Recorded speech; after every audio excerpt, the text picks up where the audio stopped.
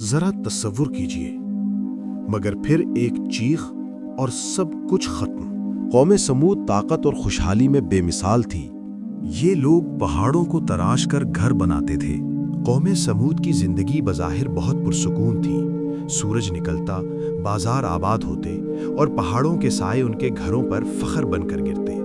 اللہ نے انہیں زمین، پانی، جانور اور امن دیا، مگر شکر کے بجائے انہوں نے غرور کو اپنا رب بنا لیا۔ وہ کہتے تھے یہ سب ہماری محنت کا نتیجہ ہے، ہمیں کسی خدا کی ضرورت نہیں۔ وہ کہتے تھے ہمیں کون تباہ کر سکتا ہے؟ قوم سمود شرک اور بت پرستی میں مبتلا تھی۔ اللہ نے حضرت صالح علیہ السلام کو بھیجا، اے میری قوم، صرف ایک اللہ کی عبادت کرو۔ قوم کے سردار ہنسنے لگے۔ حضرت صالح علیہ السلام ایک دن نہیں بلکہ برسوں تک انہیں سمجھاتے رہے، کبھی نرمی سے، کبھی درد سے۔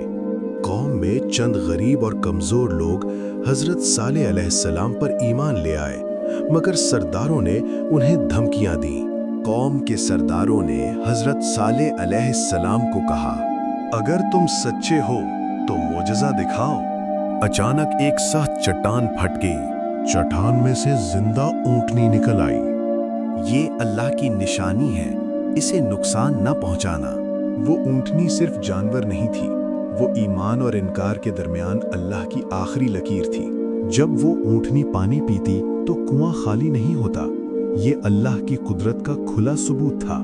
کچھ لوگ ڈر گئے اور کہنے لگے اگر صالح سچا ہوا تو، مگر غرور نے عقل کو خاموش کر دیا۔ اکثریت نے کہا ہم طاقتور ہیں، ہمیں کچھ نہیں ہوگا۔ قوم نے آپس میں سازش کی۔ اللہ کی اونٹنی کو قتل کر دیا گیا۔ اونٹنی کے قتل کے بعد فضا میں عجیب خاموشی چھا گئی، جیسے زمین بھی سانس روک کر کھڑی ہو۔ حضرت صالح علیہ السلام کی آنکھوں میں آنسو تھے۔ انہوں نے کہا اب فیصلہ ہو چکا ہے، اب تمہیں صرف 3 دن کی مہلت ہے۔ پہلے دن چہرے زرد ہو گئے، دوسرے دن چہرے سرخ ہو گئے، تیسرے دن چہرے سیاہ ہو گئے۔ ان 3 دنوں میں کوئی ہنسا نہیں۔ راتیں کٹتی رہیں مگر نیند کسی کو نہ آئی۔ بچے روتے تھے، بزرگ کانپتے تھے، مگر زبان پر پھر بھی توبہ نہ آئی۔ جب آخری صبح سورج نکلا تو زمین کا رنگ بدل چکا تھا اور فضا میں موت کی آہٹ تھی۔ وہ آواز کانوں سے نہیں، سیدھی دلوں سے ٹکرائی۔ ایک خوفناک چیخ اور شدید زلزلہ آیا۔ قوم اپنے گھروں میں مردہ پڑی تھی۔ حضرت صالح علیہ السلام افسوس کے ساتھ وہاں سے چلے گئے۔ قوم سمود ختم ہو گئی، مگر ان کی کہانی قیامت تک کے لیے عبرت بن گئی۔ جب انسان حد سے بڑھتا ہے تو تاریخ اسے یاد دلاتی ہے اللہ کی پکڑ سے کوئی طاقت نہیں بچا سکتی۔